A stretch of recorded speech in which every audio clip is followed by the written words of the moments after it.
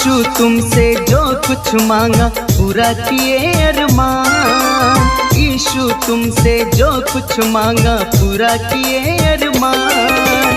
सारी खताएं माफ करो तुम, करो तुम्हारा ध्यान। माफ करो पाप हमारे, प्रभु हम द्वार पधारे। माफ करो पाप हमारे, प्रभु हम द्वार पधारे। यीशु तुमसे जो कुछ मांगा पूरा किए अरमान। यीशु तुमसे जो कुछ मांगा पूरा किए अरमान। सारी खताएं माफ करो तुम, करो तुम्हारा ध्यान। माफ करो पाप हमारे, प्रभु हम द्वार पधारे।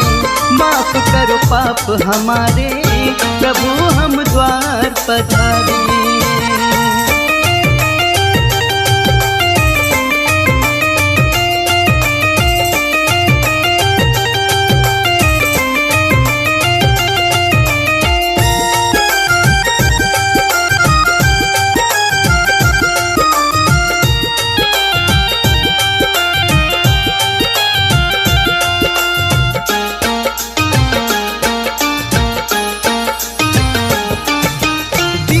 आवाज़ें आई अपने गुनाहों को मान। जान लिया आवाज को जिसका किया मैंने अपमान।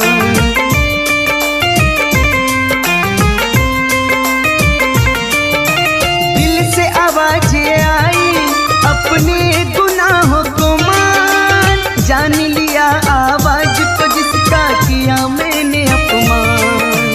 यीशु तुमसे कुछ मांगा पूरा किए अरमान। यीशु तुमसे जो कुछ मांगा पूरा किए अरमान। सारी खताएं माफ करो तुम, करो तुम्हारा ध्यान। माफ करो पाप हमारे, प्रभु हम द्वार पधारे। माफ करो पाप हमारे, प्रभु हम द्वार पधारे।